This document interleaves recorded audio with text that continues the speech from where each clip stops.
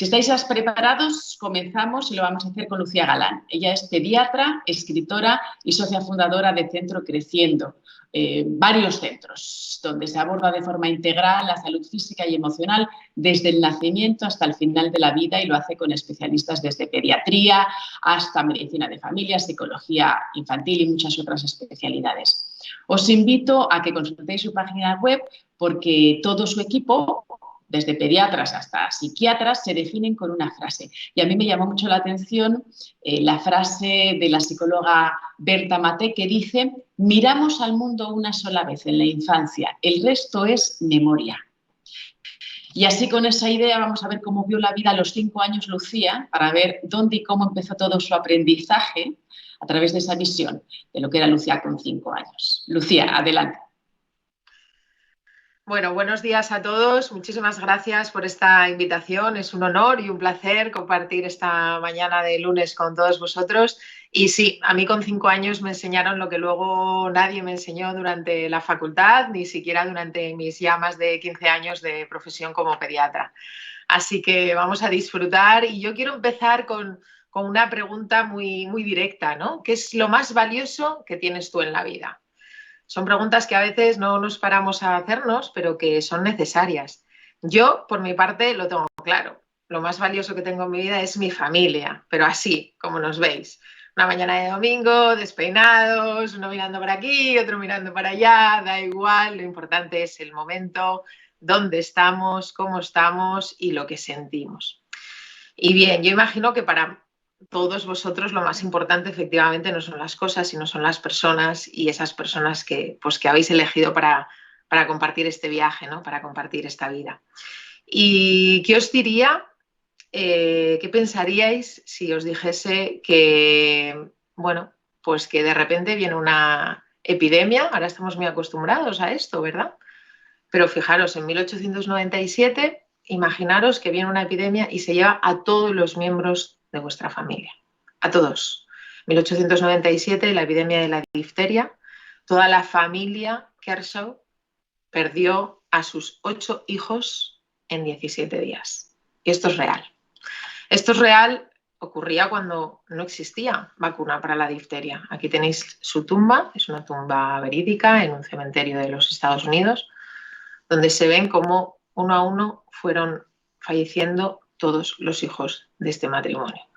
Y esto es lo que pasaba. Esto es lo que pasaba cuando no había vacunas, que se nos olvida. Que ha tenido que venir una pandemia para recordarnos la importancia de las vacunas en la salud de la humanidad. Fijaros, este fue el impacto que tuvo la vacuna de la difteria en España. El número de muertes por miles, lo veis en la columna de la izquierda, y a partir de los años 50, 60 desaparecieron, absolutamente, desaparecieron las muertes por difteria. Estuvimos 30 felices años sin difteria en nuestro país. Vamos, hasta el punto de que yo lo estudié en la facultad, pero es que, vamos, nunca vi un caso, ni siquiera pensaba en él, porque era una enfermedad que pensábamos erradicada. ¿Pero qué ocurrió? No sé si os acordáis, pero hace muy poquitos años, unos 3 o 4 años, aparece la noticia de un niño de Olot no vacunado, primer caso de difteria en España desde 1987. Llevábamos 30 años sin difteria y de repente un niño que pertenecía a una familia que rechazaba de forma activa las vacunas se contagió de difteria.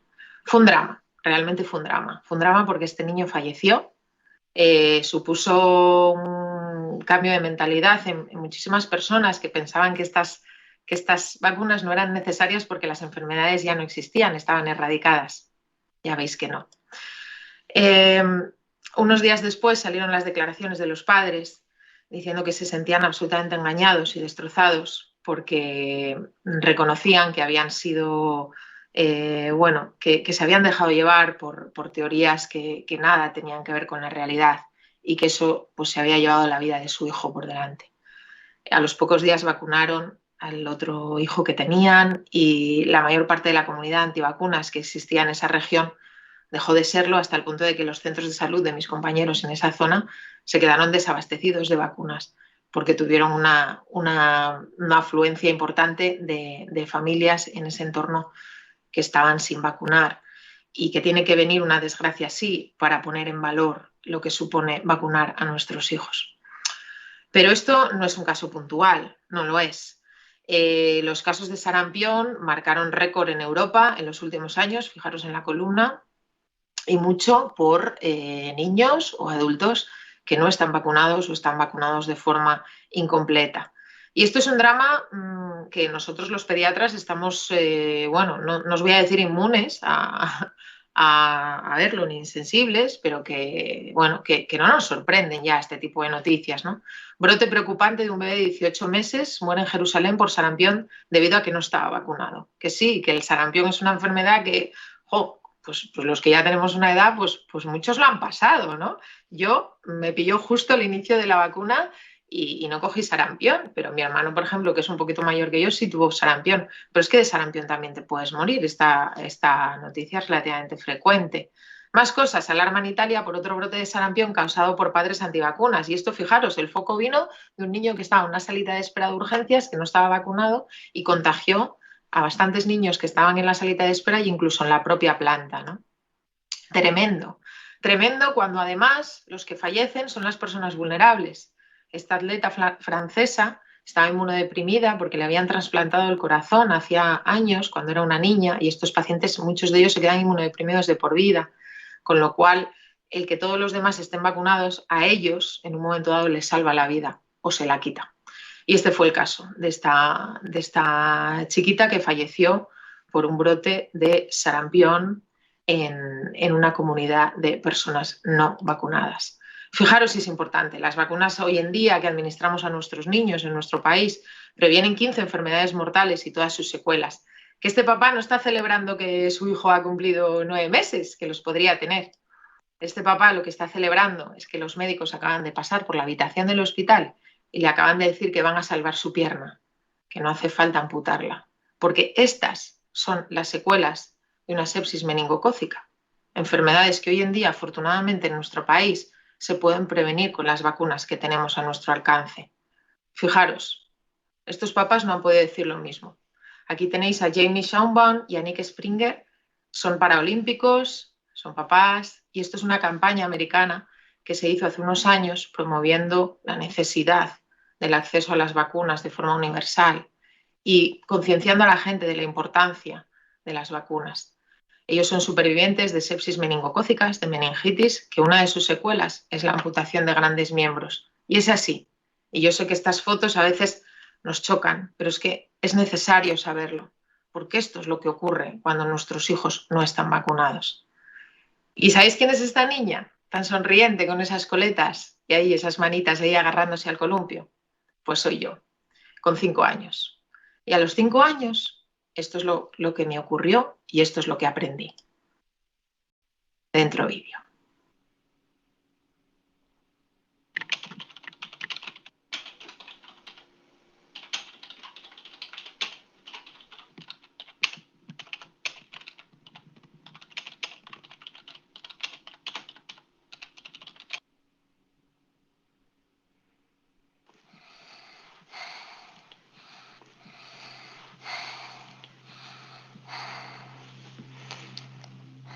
Aquella noche fue la primera de muchas en las que la fiebre de 40 grados no me daba tregua. No me quejaba demasiado. Sospecho que el malestar y el dolor me impedían siquiera llorar. Tenía 5 años y medio cuando por primera vez mi cuerpo temblaba en lo que era el inicio de una grave infección que comenzaba a dar sus primeros síntomas. Como sucede en estos casos, las horas pasan lentamente. Por la cabeza de una madre revolotean todo tipo de pensamientos, preocupaciones, obsesiones y, por supuesto, miedos. La sombra de la gravedad acecha en cada suspiro, en cada escalofrío, en cada intento de vomitar sin éxito. Al fin, amaneció tras una larga y febril noche. Por el día, todo se ve de distinta manera, pensaron mis padres. Nada más lejos de la realidad. Al quitarme el pijama empapado en sudor, mi madre observó unas pequeñas manchas rojizas en el abdomen. Manchas que nunca antes había visto. Ella recordaba todos y cada uno de los consejos del pediatra cuando acudía a la consulta, así que de pronto se le encendieron todas las alarmas. Instinto maternal, quizá. Sin dudarlo un instante, llamó por teléfono a mi pediatra, el doctor José Gutiérrez. Una llamada de teléfono que supuso una nueva oportunidad de vida. Doctor, Lucía tiene muchísima fiebre y tiene unas manchas rojizas por todo el abdomen y parece que le están saliendo más. Covadonga, dime una cosa. Si aprietas esas manchitas, ¿desaparecen? Voy a verlo.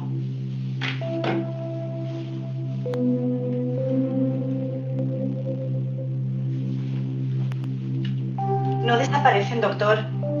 Escúchame atentamente. Pon su mano debajo de la cabeza e intenta flexionar el cuello hacia adelante.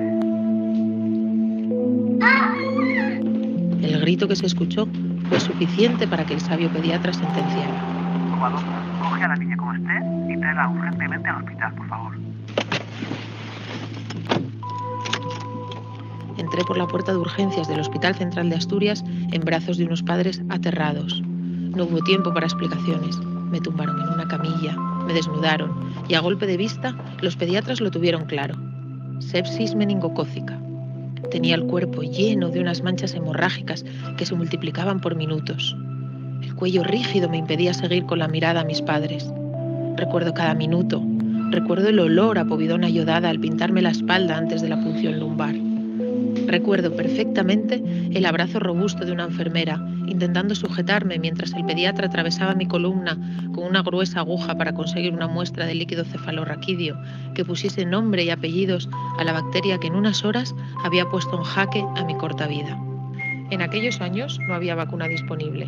La mortalidad era alta, las secuelas graves y el pronóstico era impredecible hasta que no transcurriesen unos días. Tiene una meningitis meningocócica con sepsis, informó una pediatra veterana a mis padres. El germen también ha pasado a la sangre. Es una enfermedad grave. El tratamiento consiste en antibióticos a altas dosis. Sé que esto es durísimo para ustedes, pero tenemos que esperar a ver cómo responde. ¿Esperar? Qué duro, pienso yo ahora que soy madre. Esperar a que tu hija gane la batalla. Esperar a que los antibióticos que tantas vidas han salvado a lo largo de la historia salven también la de tu hija. Esperar no perder la cabeza en esa angustiosa espera. Esperar el milagro. Esperar a que tu hija salga de este hospital por su propio pie, sin todas esas horribles secuelas de las que hemos oído hablar. Esperar que vuelva a ser la misma. Esperar que nosotros volvamos a ser los mismos. Ojalá pudiéramos intercambiar los papeles en esos instantes. Ojalá fuéramos nosotros los padres y no ellos, los niños, los que estuviésemos postrados en esa cama, aislados e incomunicados, con vías por todo el cuerpo. Ojalá. Admiro la entereza y fortaleza con la que afrontaron mis padres la situación. A sus 28 y 32 años, asumieron lo que estaba ocurriendo sin histerias y sin perder el control. Estaban en manos de un equipo médico en el que confiaban. Todo va a salir bien, todo va a salir bien, se repetían una y otra vez mientras pasaban las horas. Y las horas pasaron, y los días, y las noches, y yo recuerdo todos y cada uno de ellos. ¿Cuándo me voy a ir a casa?, preguntaba todos los días. Quizá mañana, contestaba una dulce enfermera. Ese fue mi primer aprendizaje como pediatra. Nunca mientas a tu paciente, aunque sea un niño. No le prometas cosas que quizá no puedas cumplir. Estaba en una habitación yo sola, con una vía en cada brazo y atada con unas gasas a los laterales de la cama para que no me las quitaran un descuido.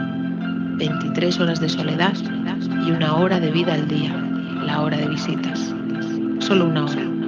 Mis padres entraban tranquilos, serenos, sonrientes, amorosos como son ellos, llenos de luz y esperanza. Mi padre es luz, es risa, es dulzura y delicadeza, es sentido del humor, es blanco. Mi madre es esperanza, es paz, es calma, es azul como el cielo, un azul inmenso como sus ojos. En cada visita me traían unas barriguitas, aquellas famosas muñecas con olor a polvos de talco. Me encantaban. Mi padre me soltaba los bracitos atados a la cama, me liberaba. Confiaba en mí. Sabía que no me quitaría nada. A pesar de mis 5 años, yo ya entendía que aquello que entraba por mis venas me estaba curando. De ahí saqué mi segundo aprendizaje. Explícale a tu paciente todas las cosas que le vas a hacer, aunque sea un niño. Dale tiempo para que se prepare y sepa en todo momento qué vas a hacer con su cuerpo. Confía en él. Yo exprimía aquella hora de visitas, aquella hora de vida al máximo. A pesar de mi enfermedad, les contaba tantas y tantas cosas. De nuevo la magia de la inocencia infantil. Papi, mami, como estoy mucho tiempo aquí solita, ¿sabéis a qué juego? hacer formas con las nubes. Mirad qué suerte he tenido que mi camita está al lado de la ventana y se ve todo el cielo. He visto corazones, cocodrilos, he visto toboganes y hasta he visto a un oso amoroso. Mis padres me escuchaban con tanta atención, con tanta emoción, con tanto amor, que sospecho que eso también tuvo mucho que ver en mi recuperación. Además, hay una enfermera que viene por las noches. Es como un ángel, quizás sea un hada. Tiene el pelo largo y rubio, como el tuyo, mamá. ¿Y sabéis qué? Que me cuenta cuentos. Es muy simpática. Esa sería la tercera enseñanza que extraje de la situación. Si trabajas con niños, trátales como a niños. Ayúdales a seguir soñando, a fantasear. Mantén su inocencia intacta. Cuéntale cuentos, historias, hazles sonreír y acaríciales. Forma parte de tu trabajo. Solo hay una cosa que no me gusta, les confesé a mis padres con el ceño fruncido. Por las mañanas viene mi pediatra, la señora mayor, con un montón de chicos con baño. No sé si serán también médicos.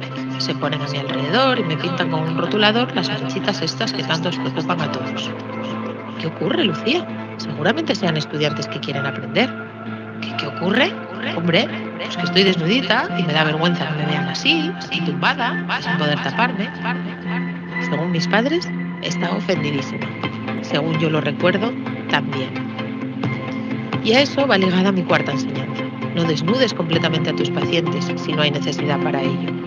Si son niños, tampoco. Y si has de hacerlo, intenta tener siempre a mano una sábana para ir cubriendo otras partes de su cuerpo. Los pacientes, como los médicos, como todo el mundo, tienen pudor. Los niños también. Durante mi enfermedad, el personal médico, de enfermería y los auxiliares fueron mi única compañía junto a mis nubes de la ventana. Me sentí cuidada y protegida. Sin embargo, hubo una persona gris que me mostró la quinta y más importante enseñanza de toda mi carrera profesional. De aquella mujer he olvidado todo menos su pelo, igual de encrespado que sus modales, igual de sucio que sus amenazas, e igual de estridente que su voz.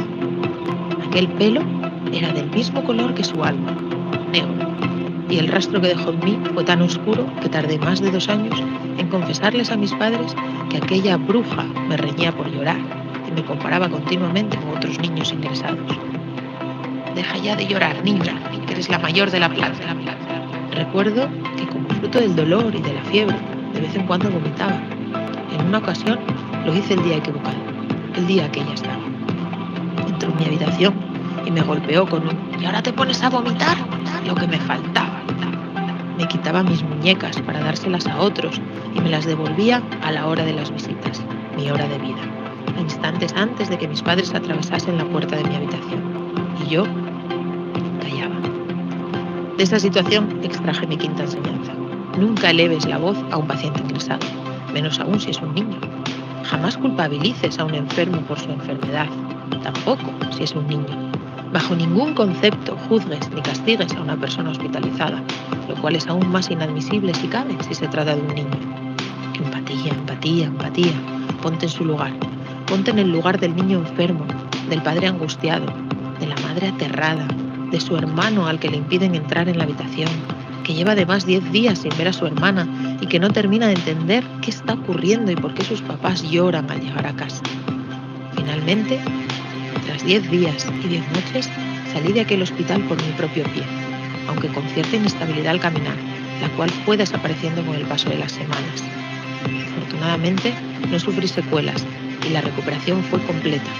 El personal médico, de enfermería y los auxiliares me despidieron con tantos besos y abrazos que aún me quedan algunos aquí dentro por dar. Al bajar las escaleras del hospital, agarrada con fuerza de mis padres, frené en seco.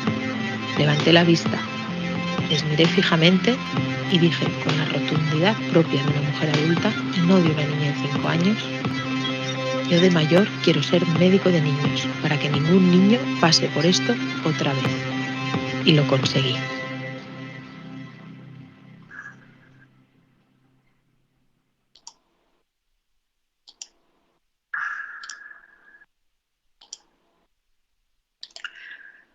Ay, qué intenso, ¿eh? Hacía tiempo que no lo veía y me emocionó. Pues así es, tuve mucha suerte porque efectivamente no sufrí secuelas a largo plazo.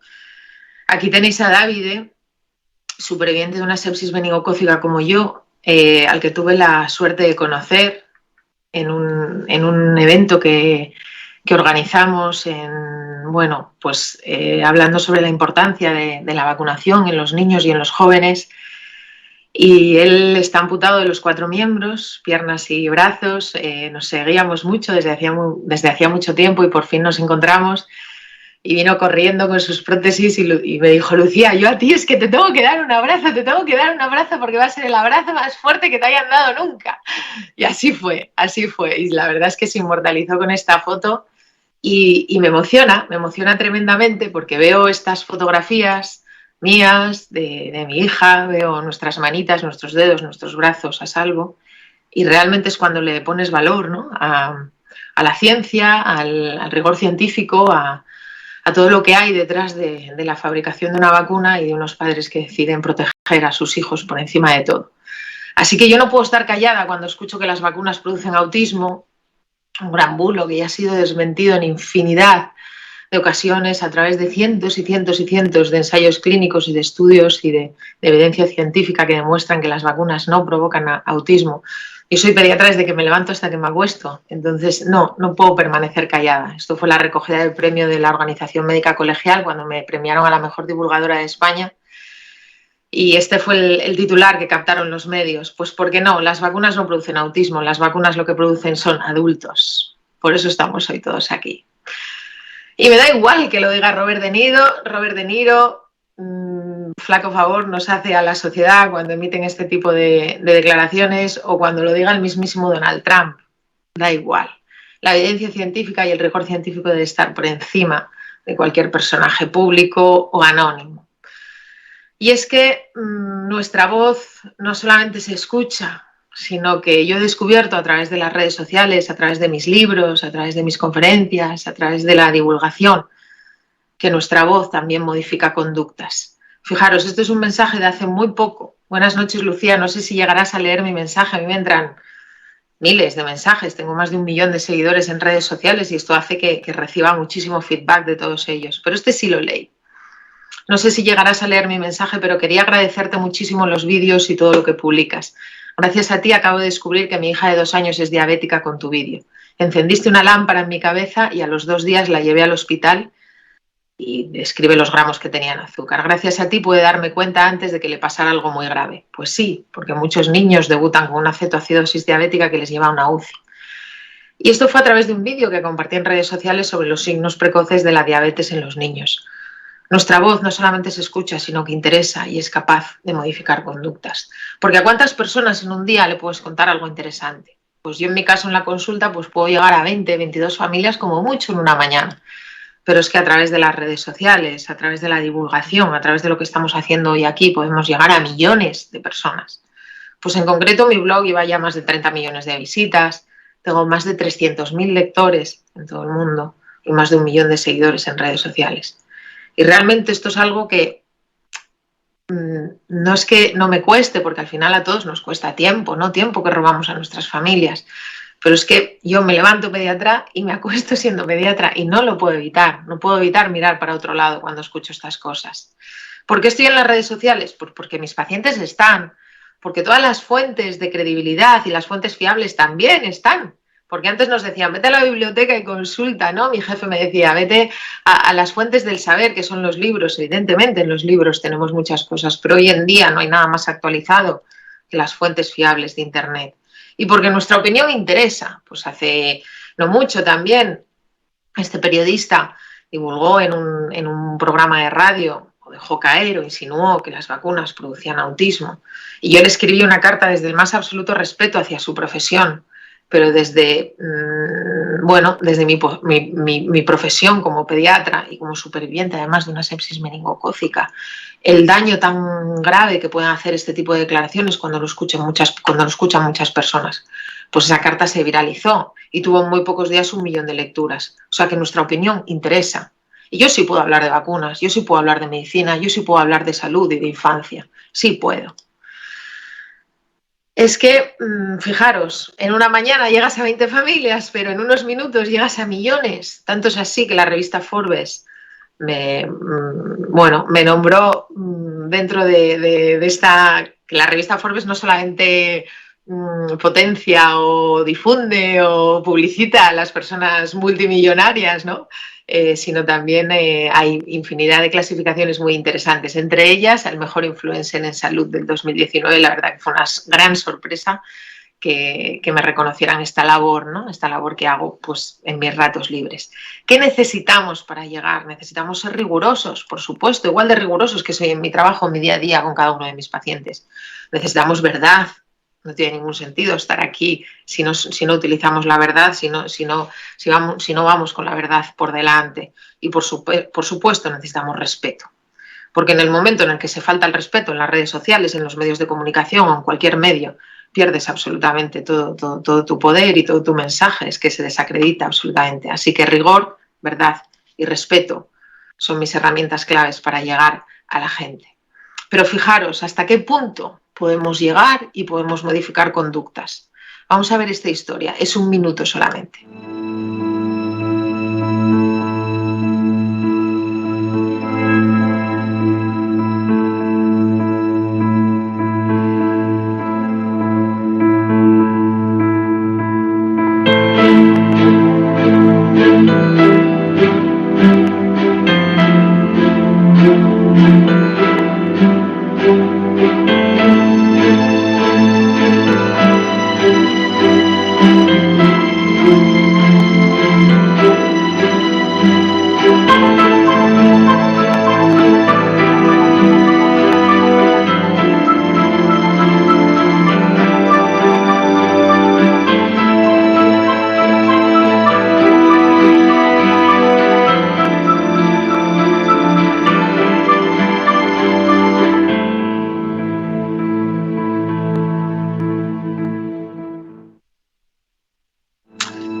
Pues sí, allí me fui. Hoy que se nos queda enganchado aquí el vídeo. Allí me fui, a Níger. Yo soy miembro del Consejo Asesor de UNICEF España y viajo con ellos periódicamente con viajes a terreno. 7.000 niños en el mundo al día nacen sin nombre. ¿Y por qué nacen sin nombre? Porque allí las madres me confesaban que era mucho más fácil enterrar a un hijo si no tenía nombre que si tenía nombre. Así que hasta el 7.º día no le ponían nombre a ese niño, porque en los primeros 7 días tenía muchas posibilidades de fallecer. Y allí nos fuimos con un reto: conseguir un día sin muertes infantiles, conseguir 7.000 kits que salvaban la vida a 7.000 niños. Ese fue nuestro reto, viajar a Níger, el país más pobre del mundo, para conseguir las donaciones suficientes para salvar 7.000 niños, que cada kit costaba 2 euros y pico, fijaros, un café, pero podía salvar la vida de un niño. Porque en África subsahariana mueren 27 por cada 1.000 recién nacidos niños. Porque 1 de cada 10 niños no llega a soplar las velas de los 5 años. 1 de cada 20 no llega al año. Y 1 de cada 42 no sobrevive al primer mes. Haceros una idea de lo que esto supone. En la clase de vuestros hijos, pues de una clase de 20 niños, 2 no llegan a cumplir los 5 años. Es duro, ¿eh? Es muy duro de pensarlo, más de vivirlo. Porque cuando nos imaginamos un parto, todos nos imaginamos esto, ¿verdad? Todos tenemos derecho a dar a luz en estas condiciones, ¿verdad? Una mano amiga, una manta, una cama, unas mínimas condiciones de asepsia, incluso si es una cesárea, ¿verdad? Tener ahí a tu bebé. O aquí, me caso hace 15 años ya que tuve a mi primer hijo, limpita, con mi camisón, mi hospital, mi techo. Pero la realidad es que hay miles de mujeres que dan a luz en estas condiciones. Esta es una foto real que cogimos, es uno de los días que estuvimos en Níger, acaba de dar a luz esta mamá. Y allí dan a luz así, las más afortunadas, porque muchas dan a luz en donde pillan, en sus aldeas, en campos a través, donde pueden, donde buenamente pueden. Todo esto lo fuimos divulgando en redes sociales y en medios, con el objetivo de salvar 7.000 vidas en un día, 7.000 kits. Fijaros, conocemos realidades tan diferentes a las nuestras, como el matrimonio infantil. En Níger, 3 de cada 4 menores son obligadas a casarse, con hombres 20, 30, 40 años mayores que ellas, como esta chica que veis aquí, con una media entre 6 y 7 hijos por mujer. Terrible. Y esto no se conoce. Y teníamos que darlo a conocer, y eso hicimos. Las donaciones empezaron a subir, todo el mundo se volcó y ahora lo recuerdo y me emociono, porque estos son todo fotos de amigos, de familia, anónimos, de pacientes, reto un nombre, una vida, los niños rompiendo sus huchitas, donando 2 euros, 3 euros, 5 euros. Y no conseguimos salvar 7.000 vidas, no conseguimos 7.000 kits, conseguimos 35.000 kits en unos muy poquitos días, que suponían 35.000 vidas. Y este fue el mensaje de agradecimiento que os mandamos a todos los que participasteis en ese reto.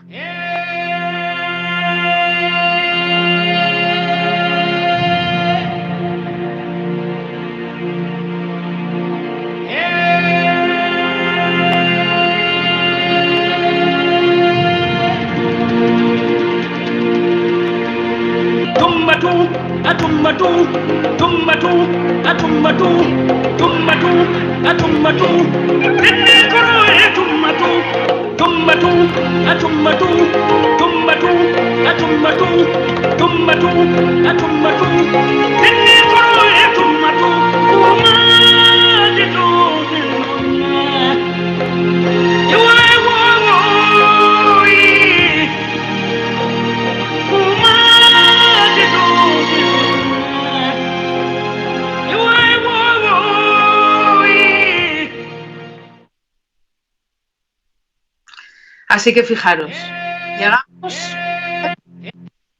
¿llegamos o no llegamos a través de las redes sociales, a través de la divulgación, a través de los libros, a través de los medios? Claro que llegamos. Y preparando esta ponencia, mi hija a veces me decía, pero mamá, tú a veces te quejas de las redes sociales porque hay gente mala que critica, que ataca a los haters. Digo, mira, es verdad, cariño. Pero ¿sabes qué? Que a mí todo esto me ha traído muchísimas enseñanzas. Tanto como que podemos divulgar y podemos llegar a miles y miles y miles de personas.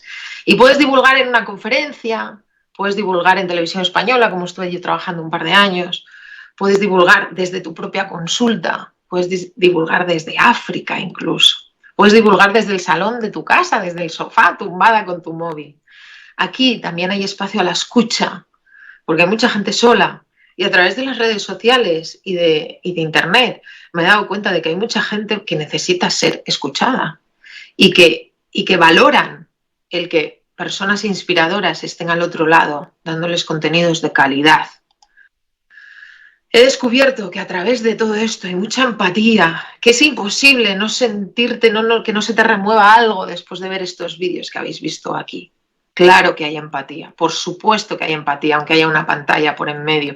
Hay aprendizaje, hay un aprendizaje infinito a través de todo lo que las personas expertas nos tienen que contar, a través del medio que sea.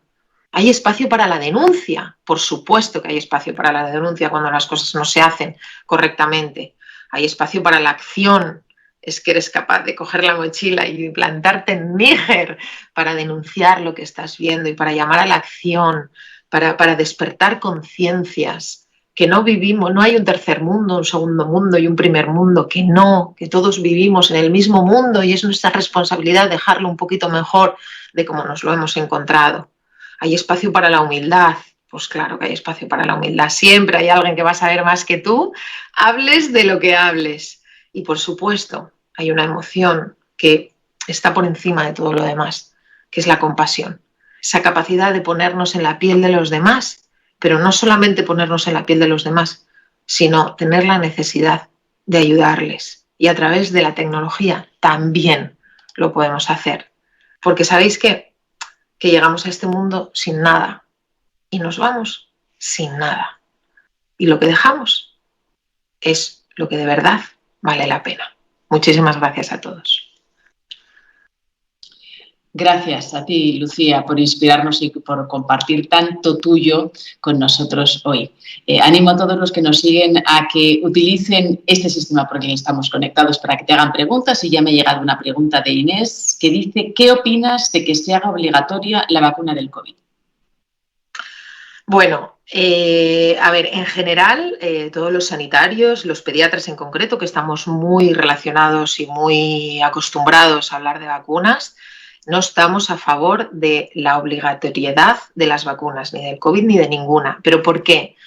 Porque el obligar a las personas, la historia ya nos ha demostrado en varias ocasiones a lo largo de la historia, que genera un movimiento de rechazo todavía mayor del que previamente existía. Es decir, el obligar a la población a vacunarse genera un movimiento mucho más agresivo y mucho más perjudicial que el que ya existía. Entonces, yo personalmente y la comunidad científica en general consideramos que es mucho más efectivo convencer a las familias de los beneficios de las vacunas, ofreciéndoles toda la información de la que disponemos, teniendo nuestras puertas siempre abiertas para solucionar las dudas, no culpabilizando, no atacando a las personas que tengan miedo o que sientan cierto rechazo, porque el tener miedo es natural y yo entiendo que tenga pacientes que puedan sentir cierto rechazo, cierto temor hacia determinadas vacunas, pero aquí estamos nosotros para informaros con toda la evidencia científica y con todo el rigor científico del que disponemos. Entonces, únicamente se obliga a vacunar del COVID o de lo que sea, en este caso del COVID aún no, pero determinadas vacunas sí que hay algunas sentencias muy concretas en poblaciones muy concretas cuando hay un riesgo de salud pública y cuando el riesgo es superior a todo lo demás. Entonces, en ese caso, entonces puede llegar un juez y obligar, ¿no? Por ejemplo, hace unos años hubo una comunidad antivacunas creo que fue en Málaga, se produjo un brote infantil donde los que estaban siendo afectados eran sobre todo los niños y entonces tuvo que venir un juez para obligar a esa comunidad en concreto a vacunarse frente al sarampión, porque estaban poniendo en riesgo el resto de la comunidad. Pero por términos generales, en nuestro país, nosotros tenemos una de las tasas de vacunación más altas de toda Europa y es gracias a la labor de sanitarios, científicos, divulgadores, que lo que hacen es acercar la ciencia a las familias y que realmente vayan a sus centros sanitarios a vacunarse con el convencimiento de que están haciendo lo mejor para sus hijos. Fantástico, Lucía. Apenas nos queda un minuto, pero no quería dejar pasar otra pregunta también importante para aquellos padres pensando en sus hijos en la vacuna del COVID. La pregunta es de Belén. ¿Qué opinas de la vacuna del COVID en menores de 12 años? Y nos comenta Belén, yo tengo 2 hijas de 6 y 10 y me genera dudas. Gracias por tu ponencia, muy inspiradora. Bueno, pues mis hijos tienen ahora 12 y 14 y ya tienen la pauta completa. Yo lo tenía claro, yo soy una mujer de ciencia y confío en nuestras instituciones, confío en los organismos independientes que hay detrás de cada lanzamiento de una vacuna. Entonces, ¿qué ocurre con los niños menores de 12 años? Actualmente hay unos ensayos clínicos que están en proceso, están ahora mismo en fase 2, fase 3. España es uno de los países que interviene en este ensayo clínico, España, Polonia, Finlandia y Estados Unidos, sobre todo Estados Unidos, y están vacunando a niños entre 6 meses y 12 años. Pero como os digo, esto es un ensayo clínico. Hasta la fecha los resultados son bastante prometedores en cuanto a seguridad y a eficacia. Parece que tienen los mismos efectos secundarios, incluso un poco menos que los que tienen los adolescentes, y que es igual de eficaz o incluso un poco más que en el resto de las franjas de edad, ¿vale? Pero todavía estamos en ensayos clínicos. ¿Esto qué quiere decir? Que hasta que no terminen no vamos a tener los resultados definitivos, con lo cual si esto finalmente llega a buen puerto y se demuestra que tenemos una vacuna segura y efectiva que puede paliar los daños de una pandemia que ha golpeado a un planeta entero y que no solamente son los papás los que pueden estar en riesgo, sino también las personas mayores con todo lo que ello conlleva, pues si las instituciones sanitarias y los organismos independientes a la industria farmacéutica consideran que tiene muchos más beneficios que riesgo vacunar a esas franjas de edades, pues entonces nosotros estamos en favor de la ciencia y habrá que vacunar. Pero como digo, ahora mismo estamos en fase 2-3 de los ensayos clínicos y nos quedan unas semanas para ver qué ocurre con esos resultados finales y ver en qué situación de la pandemia estamos y si nos merece la pena o no. Muchísimas gracias, Lucía. Nos quedamos con esa frase tuya, llegamos a este mundo sin nada y nos vamos sin nada. Nosotros hoy de ti aprendimos mucho, sobre todo inspiración. Muchísimas gracias, Lucía Galán, escritora y socia fundadora de Centro Creciendo.